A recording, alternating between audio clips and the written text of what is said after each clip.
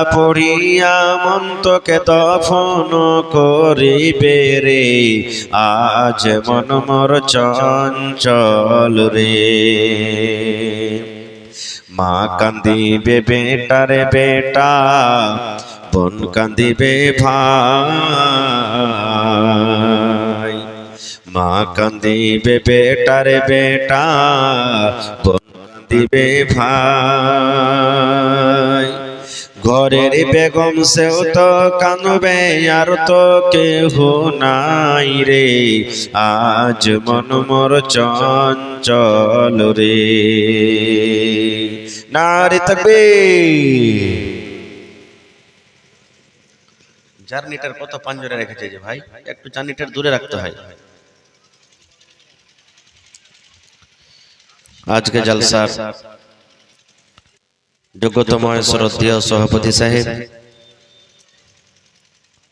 উপস্থিত উলামায়ে কেরাম,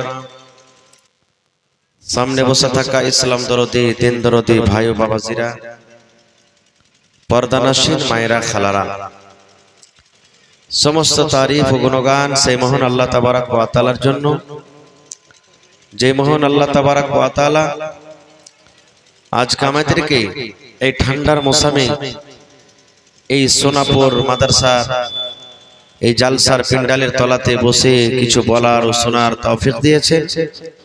তাই আমরা সে আল্লাহ তাবারক ওয়া তাআলার প্রশংসা করি, অন্তর থেকে মুহাব্বতের সাথে সকলেই পড়েন আলহামদুলিল্লাহ। আল্লাহর তারিফ করতে ভাই কাঞ্জুসি করিয়েন না, একটু জোর করে পড়েন আলহামদুলিল্লাহ। তারপর আমাদের শেষ নবী হযরত মুহাম্মদ রাসূলুল্লাহ পড়েন সাল্লাল্লাহু আলাইহি ওয়াসাল্লামের পর অগণন দরুদ শরীফ শান্তির ধারা বর্ষিত হোক, আমিন। আল্লাহুম্মা সাল্লি আলাইহি আল্লাহুম্মা বারিক। ভাই মুসলমান, আমরা যদি কোন মানুষের তারিফ করি, ভাই তুমি নেককার, ভাই তুমি দিনদার, তোমার দিল বড়, তুমি এই তুমি ওই, তোমার মনটা খুশি হবে না? হবে না? জোরে বলেন হবে না? হবে না? তো আল্লাহ তাবারক ওয়া তাআলা যদি আমরা তারিফ করি আলহামদুলিল্লাহ, মানে সমস্ত তারিফ হলো আল্লাহর জন্য, তা আল্লাহ তাআলা কত খুশি হবে, কত খুশি হবে। তা আল্লাহ তাবারক ওয়া তাআলার তারিফ করতে হয়। কোন কাজ আপনার হইলো, খুশি হয়েছে, আলহামদুলিল্লাহ পড়েন আপনি। খানা খাওয়ার পর আলহামদুলিল্লাহ আমরা পড়ছি, তো আল্লাহ তাবারক ওয়া তাআলার তারিফ করতে হয় আমাদেরকে। ভাই মুসলমান, আমি আপনাদের সামনে কোরআন মাজিদের কয়েকখানা আয়াত তেলাওয়াত করেছি, সাথে আল্লাহর নবী মুহাম্মদ সাল্লাল্লাহু আলাইহি ওয়াসাল্লামের এখানে হাদিস পড়েছি। আয়াত হাদিসকে সামনে রেখে আমি আমার বক্তব্য ইতি করব। আমা তাওফীকি ইল্লা বিল্লাহ। আল্লাহর কাছে দোয়া করি রব্বুল আলামিন আমি যা কিছু বলবো যেন সহিহ হাদিস এবং কোরআন থেকে বলতে পারি, এবং সাথে সাথে আমরা সকলে আমল করতে পারি, তার জন্য আল্লাহ আমাদেরকে তৌফিক দেন। পড় আল্লাহুম্মা আমিন। ভাই মুসলমান, ইলম শেখার কোনো বয়স নেই, আছে কি? ইলম শেখার কোনো বয়স আছে ভাই? কোনো বয়স নেই। আমার উলামারা স্টেজে বসে আছেন, আল্লাহর নবী মুহাম্মদ সাল্লাল্লাহু আলাইহি সাল্লাম বলেছেন তলাবুল ইলমে ফারিজাতুন আলা কুল্লি মুসলিম। প্রত্যেক মুসলমান, নর হোক কিংবা নারী হোক, বেটা ছেলে হোক বেটি ছেলে হোক, বুড়া হোক বুড়ি হোক, জওয়ান হোক যুবতী হোক, প্রত্যেক মুসলমানের কথা বলা হয়েছে যে ছোট থেকে নিয়ে বড় পর্যন্ত ইলম শেখাটা ফরজ বা ওয়াজিব। ইলম শিখতে হবে, ইলম না শিখেন তো জীবনটা অন্ধকার। জি,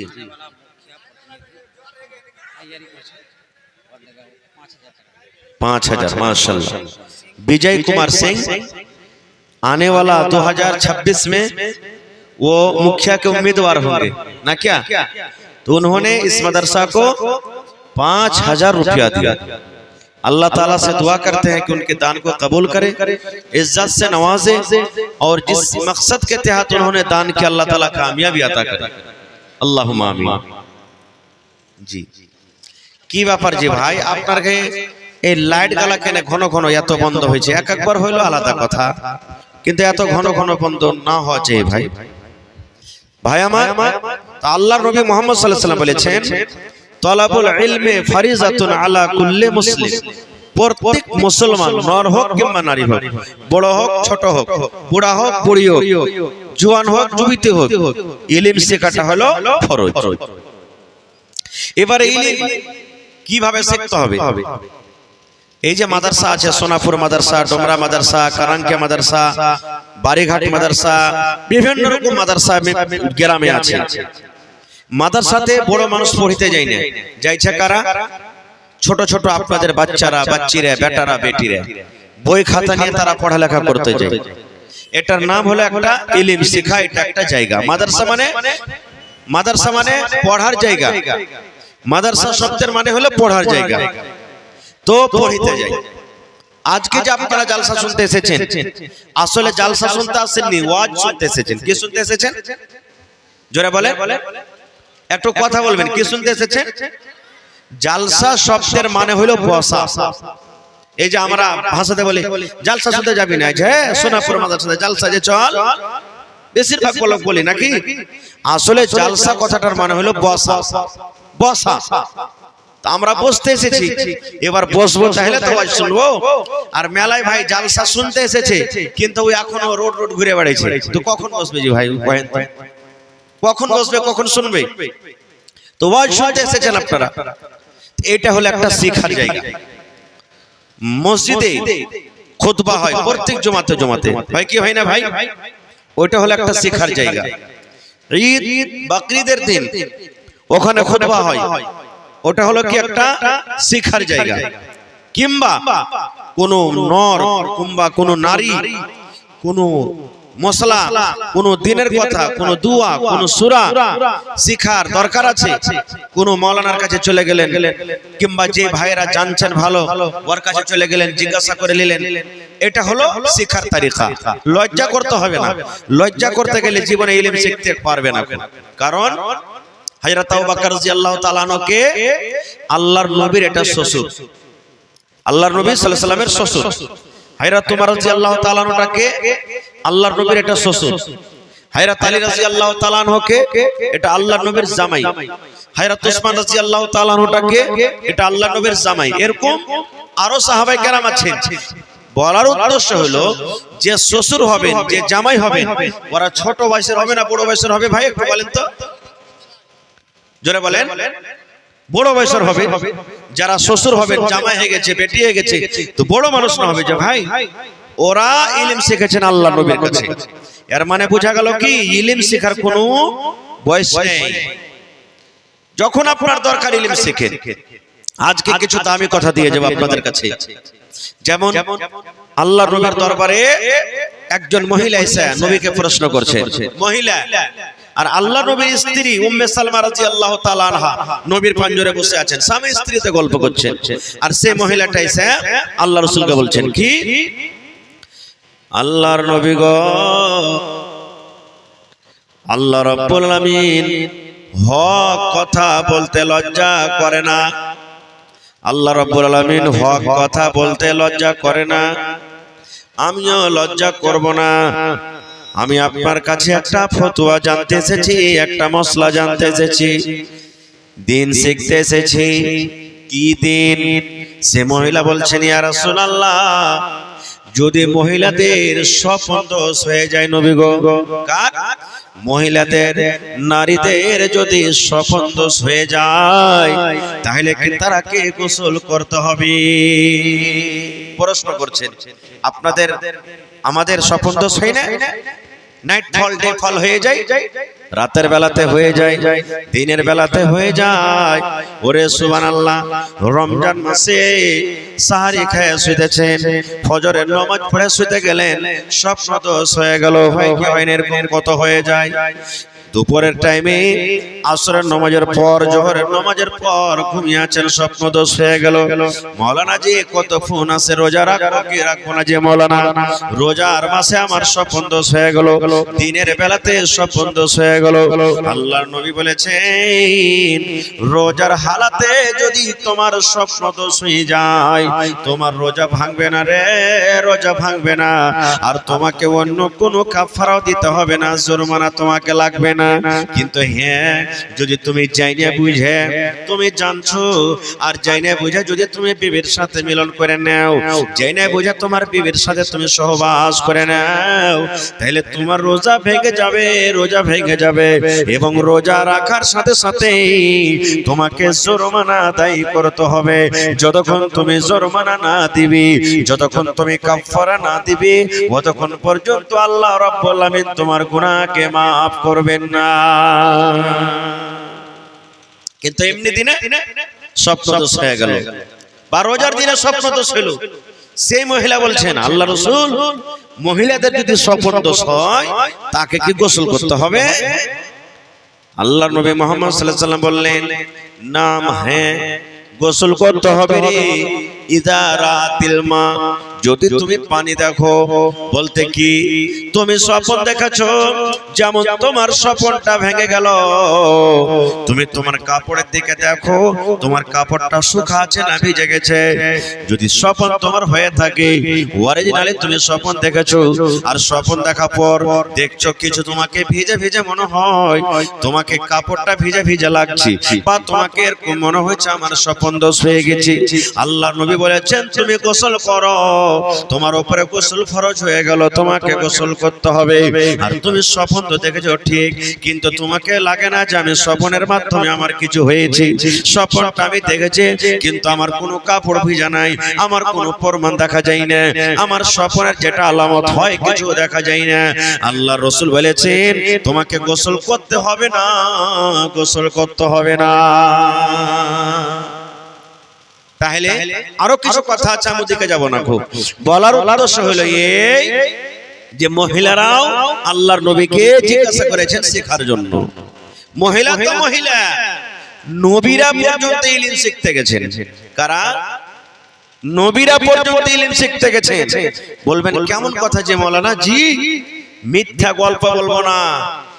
সূরাতুল কাহাফ কোরআনে আছে, দেখবেন 15 পারা থেকে শুরু হয়েছে 16 পারাতে শেষ হয়েছে সূরাতুল কাহাফ। যেই সূরাটার ব্যাপারে আল্লাহ রাসূল বলেছেন প্রত্যেক জুমাতে জুমাতে আপনাকে পড়তে হবে, প্রত্যেক জুমাতে, নর হোক কিংবা নারী হোক, প্রত্যেক জুমার দিন আপনাকে পড়তে হবে। ওর খুব ফজিলত আছে, আমি ওদিকে যাব না। ওই সূরাটাতে ঘটনা লেখা আছে কি, একদিন মুসা নবী ওয়াজ করছেন, যেমন আজকে আমি ওয়াজ করছি, মুসা নবী নিজের কওমকে ওয়াজ করছেন, নসিহত করছেন। ওর কওমকে ওয়াজ শুনে এত ভালো লেগেছে, তখন একটা লোক মুসা নবীকে বলছেন মুসা নবী আপনার থেকে কি বড় আলেম দুনিয়াতে আর কেউ আছে? দেখেন প্রশ্নটা দেখেন, ওয়াজ শুনে এত ভালো লেগেছে, একটা লোক সামনে থেকে তখন বলছেন মুসা নবী আজ এত সুন্দর ওয়াজ করলেন, দাঁতগুলো একবারে খুব ভালো লেগেছে, তো আপনার থেকে কি বড় মাওলানা দুনিয়াতে আর কেউ আছে? দুনিয়াতে কোনো আলেম আছে? মুসা নবী বললেন না রে না, আমি সব থেকে বড় আলেম, আমার থেকে দুনিয়াতে আর বড় কেউ আলেম না, সব থেকে বড় আমি আলেম, আমার থেকে বড় মাওলানা কেউ নেই। ওরে আল্লাহ,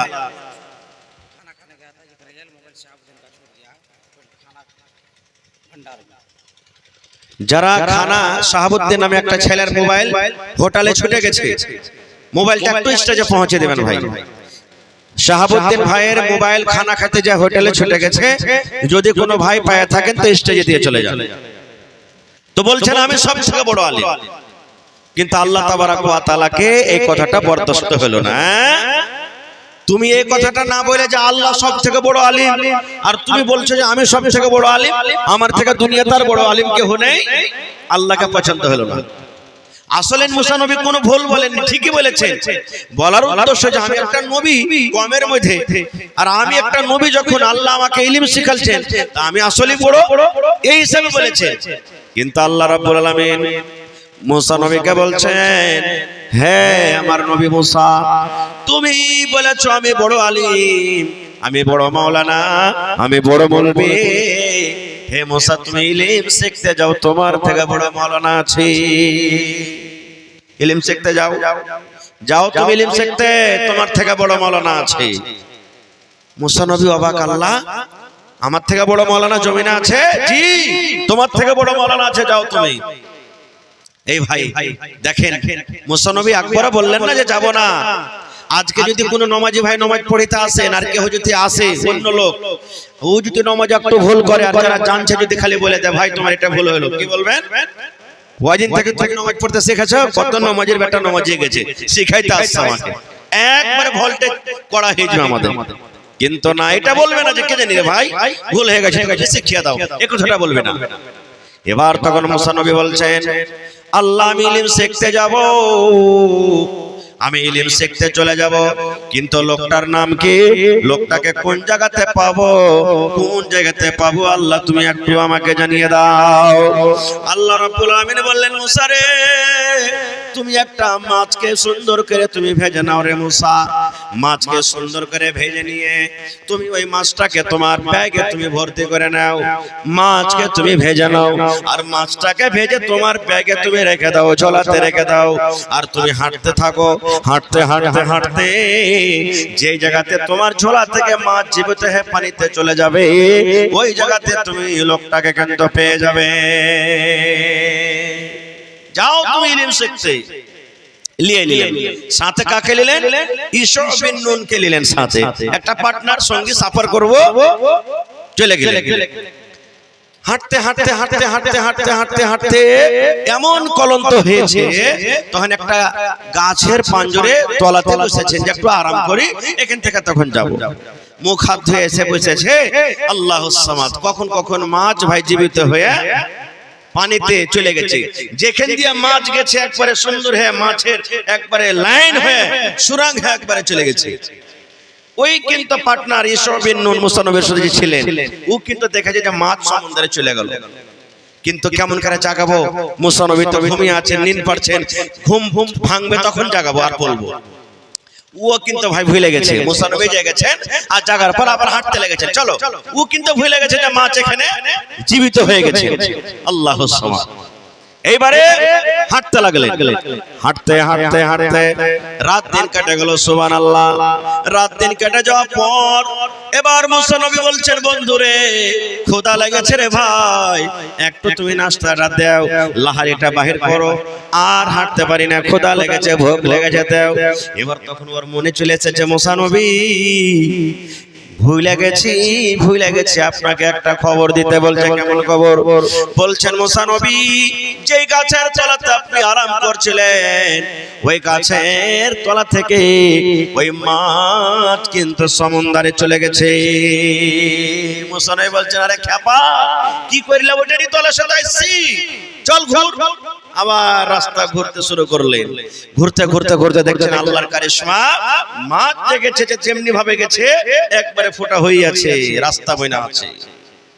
ওই রাস্তা দিয়ে দেখছেন সুবহানাল্লাহ একজন লোক কিন্তু সুন্দরভাবে বসে আছেন, দেখতে খুব সুন্দর, তার নাম হলো খিজির আলাইহিস সালাম। লোকটার নাম কি? খিজির আলাইহিস সালাম। খিজির কেন বলা হয় অন্যদিন বলবো, তার নাম হলো খিজির আলাইহিস সালাম।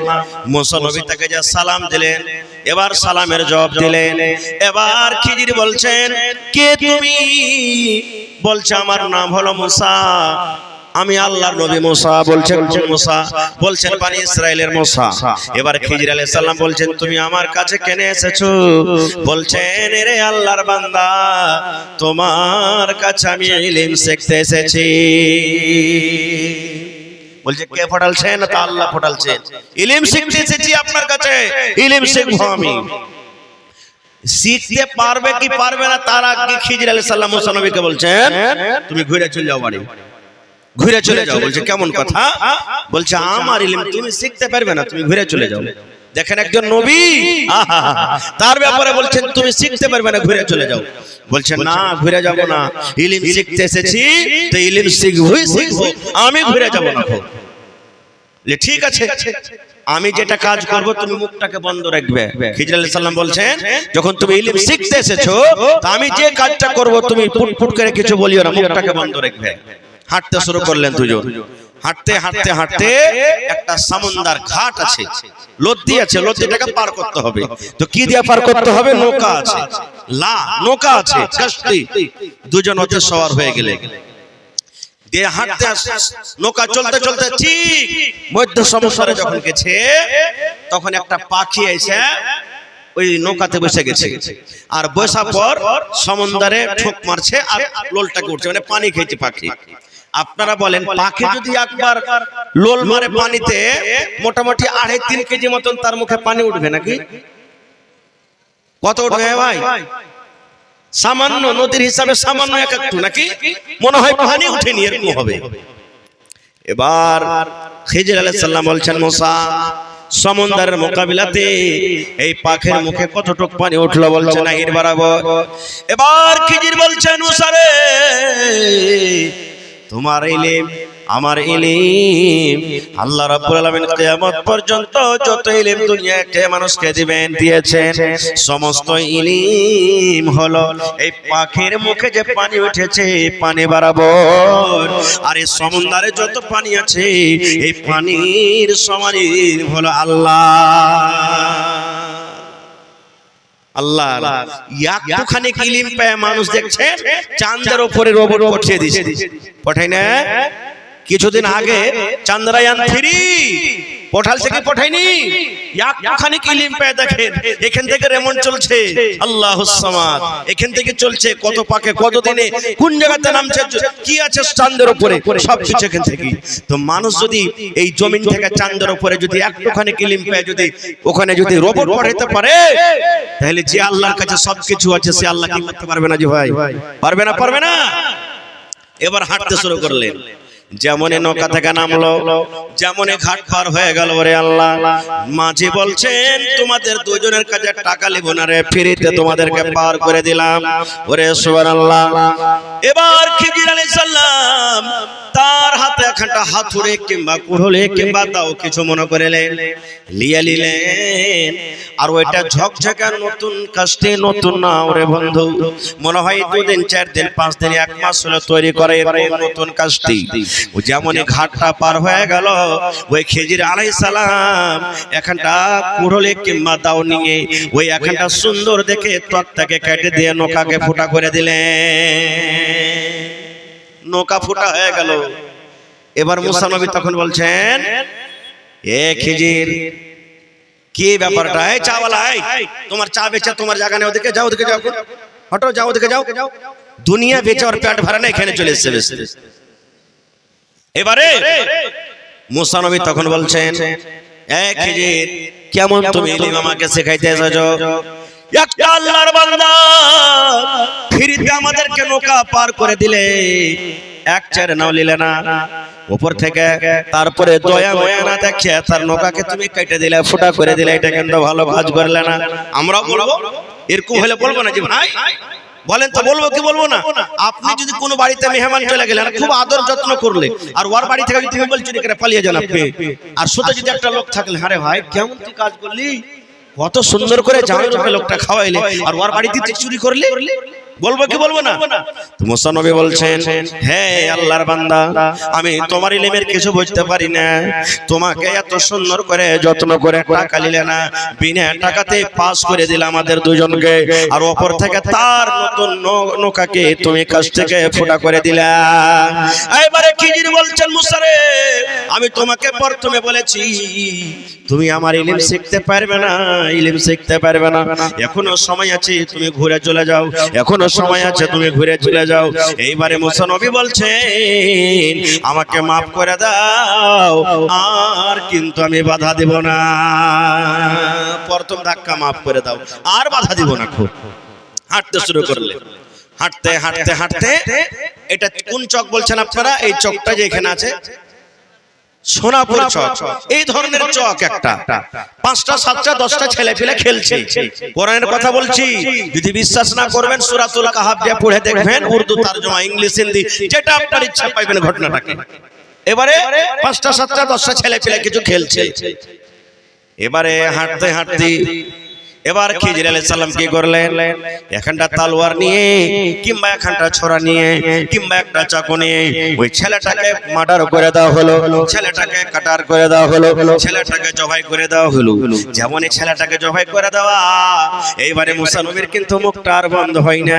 বলছেন, আল্লাহর বান্দা, এই ছেলেটা খেলা ছিল, এই ছেলেটা তো আমাদেরকে গালি দেয়নি, এই ছেলেটা কোনো কথা বলেনি, এই ছেলেটা আমাদের কথার ধোলাও দেয়নি, আমাদের গালি দেয়নি, ও নিজের নিজের ধুনে খেলা ছিল, এই খেলাতে আছে আর বিনা অপরাধে একটা মাসুম বাচ্চাকে কেন তুমি মার্ডার করে দিলে, একটা মাসুম ছেলেকে কেন মার্ডার করে দিলে? এটা কাজ কিন্তু তোমার ভালো হলো না। বিনা অপরাধে একটা ছেলেকে তুমি মেরে দিলে। তখন খিজির আলাইহিস সালাম বলছেন, মুসা আমি তোমাকে প্রথমে বলেছিলাম তুমি আমার ইলম শিখতে পারবে না, তুমি ঘুরে চলে যাও, ঘুরে চলে যাও। দুইবার হয়ে গেল আর তুমি আমার ইলম শিখতে পারবে না, তুমি এখান থেকে ঘুরে চলে যাও। এইবারে মুসা নবী বলছেন, এ আল্লাহর বান্দা খিজির, আমি ভুলে গেছিলাম, কথাটা ভুলে গেছিলাম যে আমাকে বাধা দিতে হবে না, বাধা দিতে হবে না, আমি ভুলে গেছিলাম। এইবারে আপনি আমাকে মাফ করে দেন আর আপনাকে আমি বাধা দেব না। যদি আমি এবার বাধা দিই আমি নিজের মনে ছেড়ে চলে যাব, আপনি আপনার কাজ করেন আর আপনাকে বাধা দেব না। হাঁটতে লাগলেন, হাঁটতে হাঁটতে ধরেন ডোমরা গ্রাম চলে গেল, পার্শ্বে ডোমরা গ্রাম, এরকম একটা গ্রামে চলে গেল। গ্রামের এক মাথা থেকে খাইতে চাইলে যে ভাই খাইতে দাও, আমরা মুসাফির মানুষ, পেটে জ্বালা লেগেছে, ভোক লেগেছে, খাইতে দাও, কেউ দিলে না খাইতে। ওই বাড়িতে দিলে না, এই বাড়ির লোক দিলে না, ওই বাড়ির লোক দিলে না, এই বাড়ির লোক দিলে না, ওই বাড়ির লোক দিলে না। এই করতে করতে করতে করতে করতে গোটা গ্রাম পার হয়ে গেল, 400 500 700 1000 গ্রামের পার হয়ে গেল, কিন্তু গ্রামের লোক কেউ দুটা খানা দিল না। গ্রাম পার হয়ে গ্রামের মাথাতে শেষে এখানটা দেওয়াল ছিল, দেওয়ালখানটা উল্টে পড়ছিল, টেढ़ा টড়িয়ে আছে, এই মনে হয় উল্টে যাবে, এরকম আছে। খিজির আলাইহিস সালাম এরকম করে হাত দিয়ে দেওয়ালখানটাকে সোজা করে দিলেন। দেওয়ালখানটা পড়তে যাচ্ছিল, দেওয়ালখানটা পড়ে কেনে যায়, কার না কার দেওয়াল, তখন হাত দিয়ে এরকম সোজা করে দিলেন।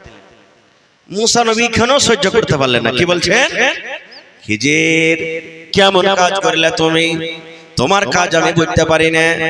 গোটা গ্রামের কাছে তুমি খানা চাইলা, কেউ তোমাকে খানা দিলে না, কোন বাড়ির লোক পেটে দুটা দানা দিল না, আর তুমি একটা টাকা না নিয়ে ফিরিতে একটা দেওয়ালকে তুমি কেন সোজা করে দিলে?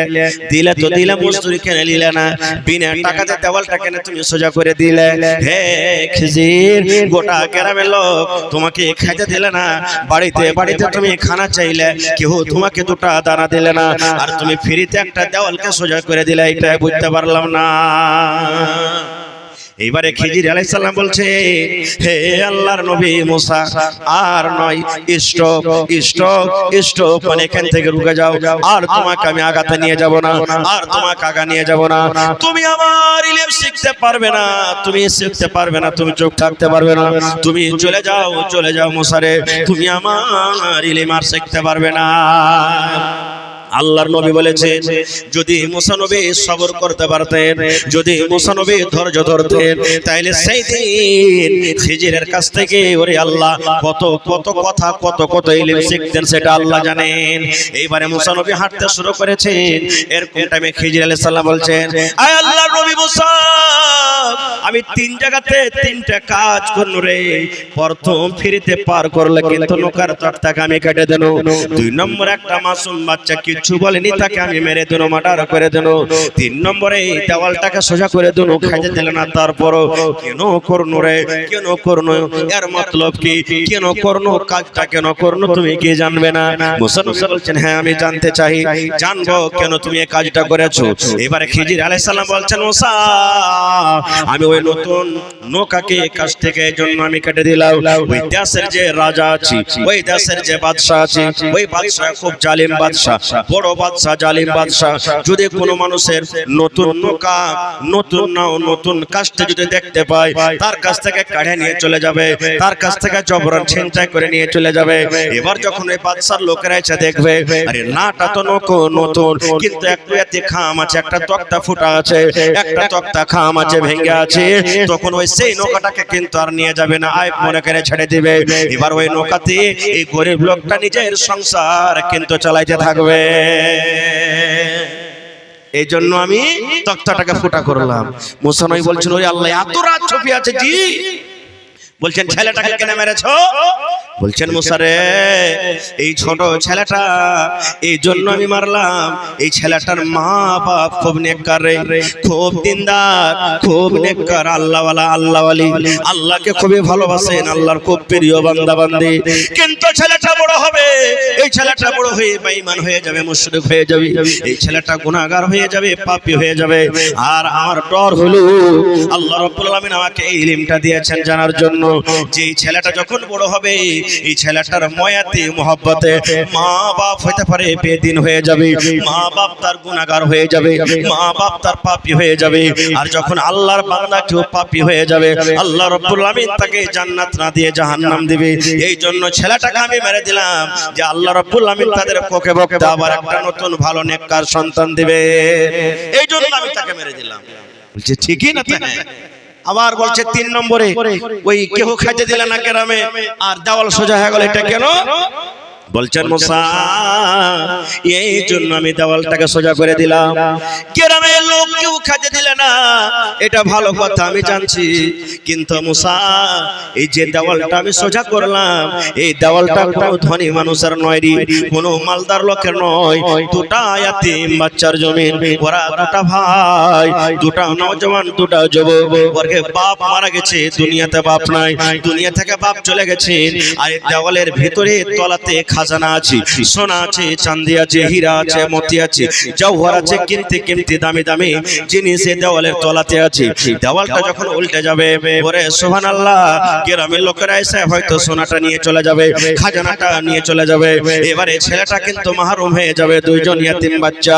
এই জন্য দেওয়ালটা সোজা করলাম। এই ছেলেরা বড় হবে, আর বড় হওয়ার পর দেওয়ালটাকে ভাঙবে, আর ভাঙার পর তার ভিতরে যত বাপের রাখা খাজানা আছে, মাল আছে, ওই খাজানাটা ছেলেদের হয়ে যাবে। এই জন্য দেওয়ালটাকে আমি সোজা করে দিলাম। হে মুসা, তোমার আমার সফর এখান থেকে শেষ হয়ে গেল, তুমি ঘুরে চলে যাও, ঘুরে চলে যাও। নারে তাকবীর! কেন বললাম আমি এই ঘটনাটা, কেন বললাম? যে মুসা নবী পর্যন্ত ইলম শিখতে গেছেন, আর আমি আপনি কে? কয়টা লোক গেলে জানাজার নামাজ পড়িতে? বাপ মরে গেল, মা মরে গেল, গ্রামের লোক মরে গেছে, এলান হইলো 2টাতে, 2:30টাতে, 3টাতে জানাজা, চল আল্লাহু আকবার বলে হাত বেঁধেলেন। কিন্তু বেয়াদবি মাফ করবেন ভাই হিসাবে, আমি আপনার এলাকার ছেলে হিসাবে বলছি, একটা একটা করে যতটি লোক এখানে দাঁড় হয়ে আছেন, যদি আমি জিজ্ঞাসা করি ভাই রে এখানে এসে জানাজা কেমন করে পড়িতে হয় একটু বলেন তো, হা হা 50টা 100টা লোক হবে না, বাকি গেলা পারে না পড়িতে। কিন্তু কোনদিন কোন মাওলানাকে জিজ্ঞাসা করেছে? কোনদিন করবে না। শিখালেন জানাজা পড়ার তরিকা, কিভাবে জানাজা পড়িতে হয়। আহা, আল্লাহর রাসূল বলেছেন যখন মাইয়াত সামনে হয়ে যাবে, জানাজা যখন সামনে হবে, নবী বলেছেন যদি বেটা ছেলে মাইয়াত হয়, বেটা ছেলে যদি জানাজা হয়, পুরুষ যদি জানাজা হয়, মাইয়াত হয়, তাহলে তার সিনার সামনে তাকে দাঁড় হইতে হবে ইমাম সাহেবকে। আর যদি মহিলা যদি জানাজা হয়, তাহলে তার নাভির সামনে তাকে দাঁড় হইতে হবে ইমাম সাহেবকে। সাফ বান্ধে হয়ে যাবে, কাতার সোজা সোজা করে লেগে যাবে। কত ভাই বলবে চাপ্পাল খুলবে, জানাজার নামাজ যখন পড়বে চাপ্পাল খুলবে, চাপ্পাল ডিজিটাল চাপ্পাল খুলবে, চাপ্পাল খোলার স্টাইল দেখবেন কি, চাপ্পালের ফিতা খানটাকে বাহির করে ওর পরে খাড় হয়ে যাবে, এটা খোলা হলো যে ভাই।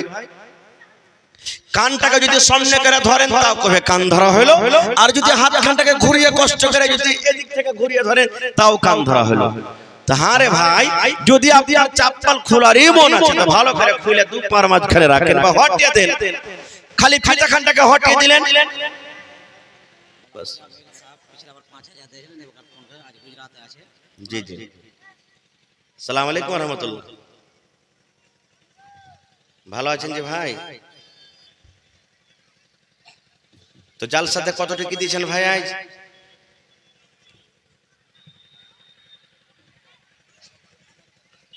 একটু বাড়ানে বেকার, 1 বছর পর জালসা হয়েছে, ডাবল করে দেন এ বেকার, 10,000 করে দেন।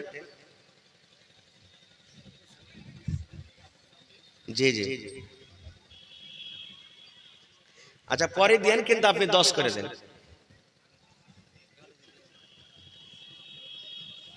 আচ্ছা ঠিক আছে, আর 2000 বাড়িয়ে দেন ভাই। গত বছর 5000 দিয়েছিলেন আমার মনে আছে, আর 2000 করে 7000 করতে।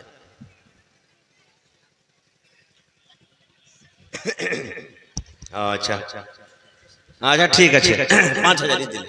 লাঠিধারী ভাই যতগুলো আছো, মায়া লোককে রাস্তা পুরা জাম করে দিয়েছে, 2-3 জায়গাতে জলদি করে দৌড়াও, রাস্তা জাম করে দিচ্ছে মায়া লোকেরাকে, জলদি করে লাঠিধারী ভাই যতগুলো আছো রাস্তাতে যাও, ডোহার কয়েক জায়গা জাম করে দিয়েছে মায়া লোকে, জলদি করে যাও কমিটির লোক। তো ভাই মুসলমান, জানাজা পড়ার তারিকা কিভাবে পড়তে হবে আমি কথাটাকে একটু সাইডে রেখে দিলাম হালকা করে। আমি শেষের বেলাতে যদি আমি সময় পেতে ইনশাআল্লাহ আপনাদেরকে বলবো। তার আগে আল্লাহুস সামাদ দেখিয়ে মাদ্রাসার জন্য আমার 10টা পর্যন্ত টাইম আছে ভাই। আওয়াজে বুঝতে পারছেন যে একটু আমার ঠান্ডা লেগে গেছে, ঠান্ডা ভাব মনে হচ্ছে, তবু আইসেছি আজকে আপনাদের সামনে, কারণ আপনি আমাকে খুব ভালোবাসেন আপনারা, আর আমি আপনাকে ভালোবাসি। তবে কমিটির লোককে বলবো মা খালারকে প্যান্ডেলে চাদর দেন। গেছে চাদর নিয়ে? চাদর দিয়ে দেন, যারাকে দায়িত্ব দিয়েছেন মা খালারকে প্যান্ডেলে চাদর দেন। মায়েরা খালারাকে বলবো যে আপনারা চাদরে মন খুলে খুলে দান করবেন।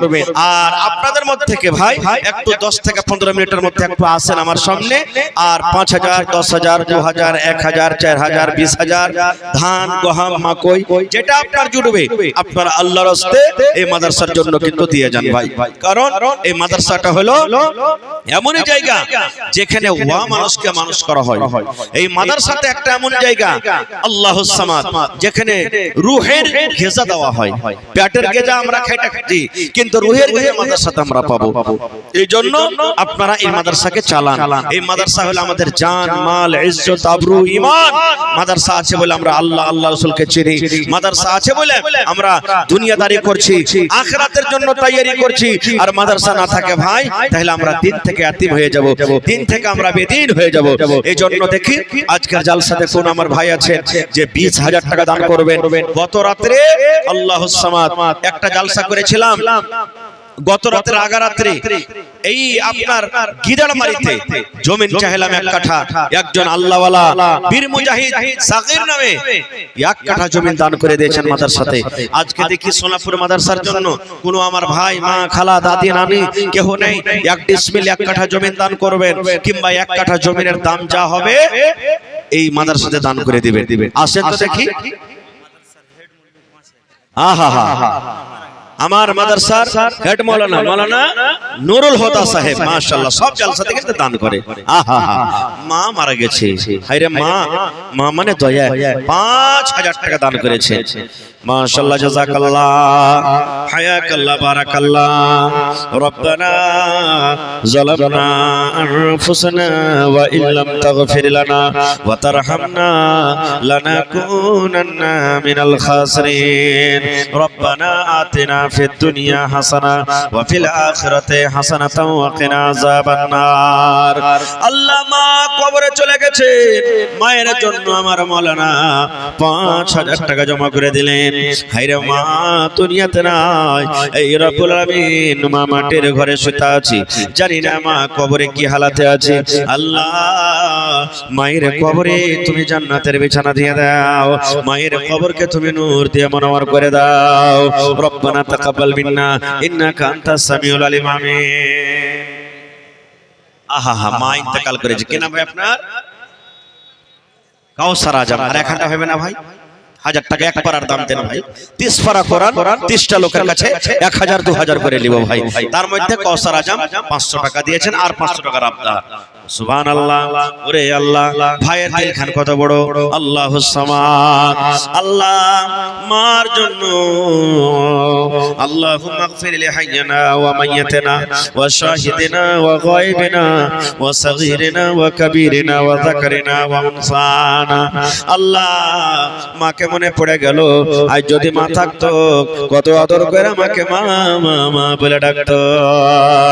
দুনিয়ার খবর পাওয়া যায়, কবরের কোনো খবর আছে না। আল্লাহ 1000 টাকা দিলেন কাউসার ভাই। আল্লাহ জানি না মা কবরে কি হালাতে আছে, মায়ের কবরে তুমি জান্নাতের বিছানা দিয়ে দাও।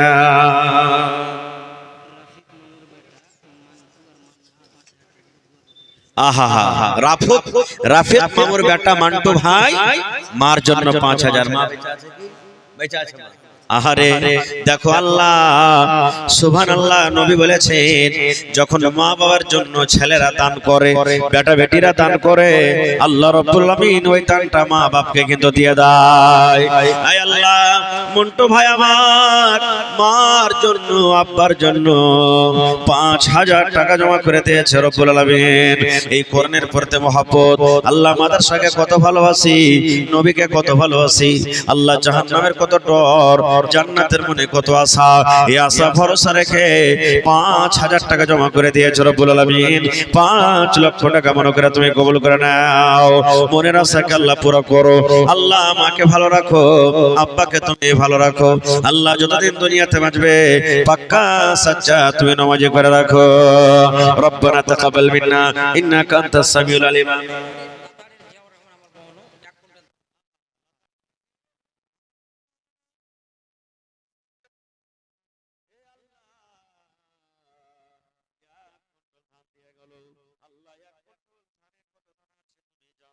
প্রত্যেক দানায় দানায় আল্লাহ 700 700 করে নেকি দান করো। মনের আশাকে আল্লাহ পুরা করো।